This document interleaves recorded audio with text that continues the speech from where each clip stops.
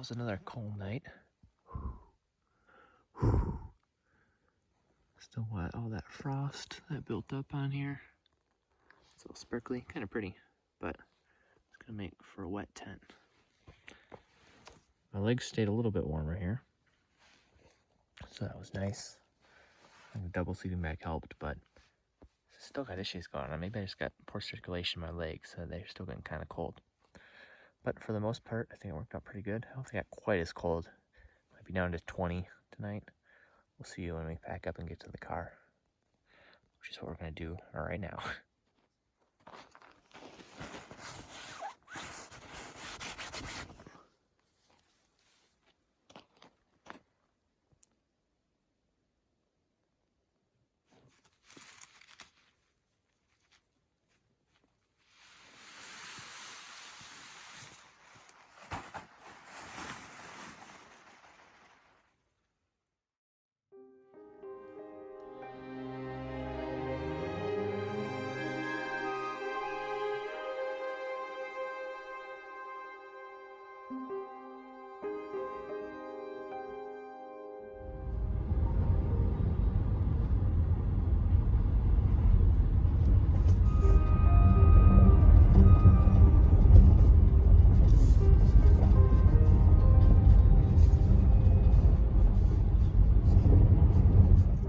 This is the West Thumb Geyser Basin. It's part of a caldera that was formed about 174,000 years ago by a volcanic explosion and later filled with ash. It's on the side of Yellowstone Lake here. So let's go see what all the steam is about.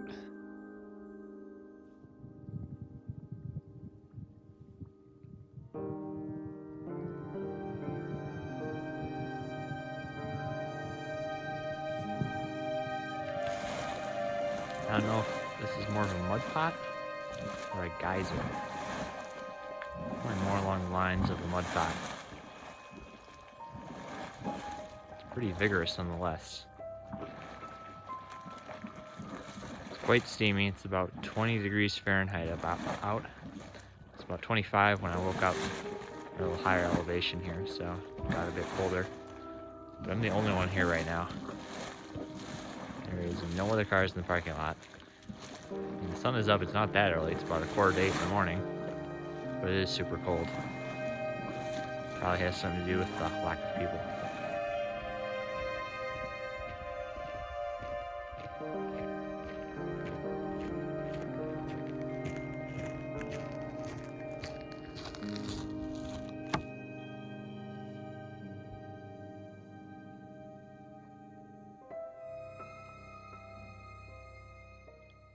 This is called the Black Pool, but it looks pretty blue to me. At least on this side. Let's pan around, it probably gets deeper, which is where it gets its name from. That edge is really cool. Crustiness.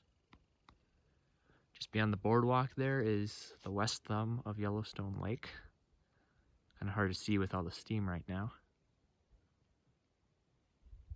Sun hopefully will burn those clouds away over the lake relatively soon. It's up now, so probably within an hour it'll be gone.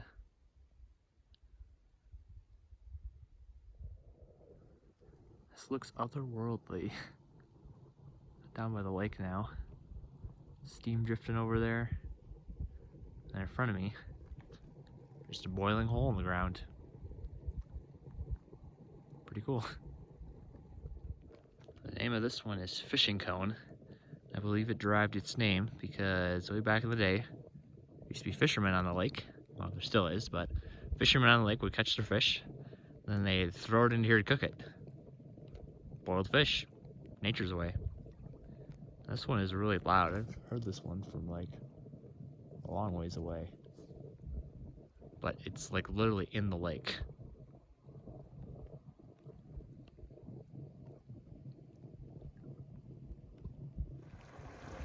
This one is called Lakeshore Geyser, for obvious reasons. This is the most active one I've seen at this spot.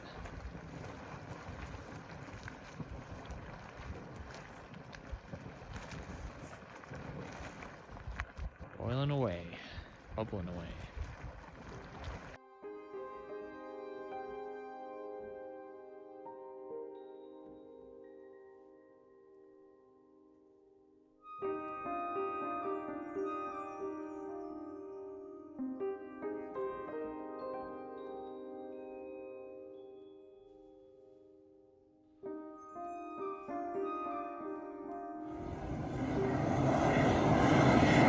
Looks like the entrance to the center of the earth here.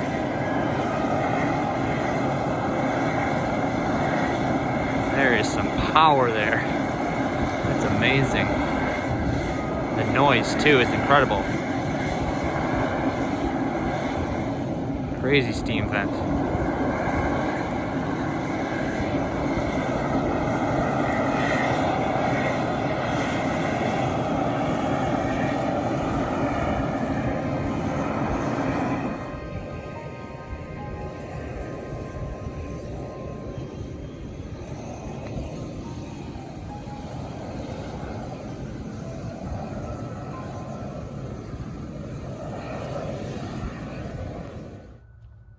I'm back here at the junction of the Firehole and Gibbon Rivers. That's a correction for earlier in the video when I was saying Gibbon River or Gibson River in Gibson Falls. It's actually Gibbon, like the ape. So yeah, I was at Gibbon Falls yesterday. Anyway, I'm back here where the idea for the park all started to end this video. So Yellowstone was way more awesome than I actually expected. I was not expecting it to be so mountainous and so forested. I had my idea that was kind of more like South Dakota, like the Black Hills-esque. But no, it's way cooler than that. As you can see, surrounded by mountains. This time of the year, it's mid-October, so it's quite snowy out and quite cold. It's currently about 23 degrees Fahrenheit out. The sun is coming up. Should warm things up to maybe close to 50 degrees today. We'll see. It's gonna be another beautiful day. No clouds in the sky. Most of the park is at a high elevation. Most of it's above 7,000 feet, and some of it where I was at was above 8,000 feet. So I didn't expect that at all. That big Yellowstone lake itself, I think that's like 7,600 feet surface level. The geysers were super cool, especially the hot springs. Only issue is this time of year they produce a lot of steam, so it kind of clouds your view of what's actually happening. But in some ways that makes it better, especially when the sun's coming up, because you can kind of see the light kind of playing through the steam. So that was super cool to see. I didn't see any bears actually in the park. I did see one driving on the way up when I was coming through Grand Tetons. It was kind of way far off on the side of the road. There's a whole bunch of cars stopped there, and I just could kind of see like this boulder thing moving way against the trees. So that was the only bear I saw. But I saw tons of elk. I saw a coyote this morning crossing the road. Lots of bison out here, and countless birds. So lots of wildlife. Luckily, not that many people. Some of the areas were crowded, of course. Old Faithful and Grand Prismatic Spring were quite crowded, and I can't even imagine what those would be like during the summer, as crowded as they were at the end of the season here. But most of the other places I had to myself. Like you saw this morning when I went to that West Thumb Geyser Basin, I was the only one there. Granted, it was 7:30 in the morning, it was freezing cold out, but sometimes you gotta do what you gotta do to get those cool views. Well, that's going to about wrap up this trip. I will definitely be back sooner than later. It's less than a 5-hour drive from where I'm at in Utah, so quite convenient to get to.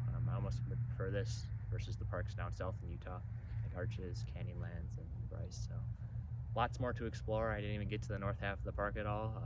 It's quite the large park. It's the first park and definitely got to be one of the largest in the country. So takes a lot to get around, so I'll definitely be back multiple times to explore what it all has to offer. Well, thanks for coming along with me on this trip, and I'll see you guys in the next one. Take care.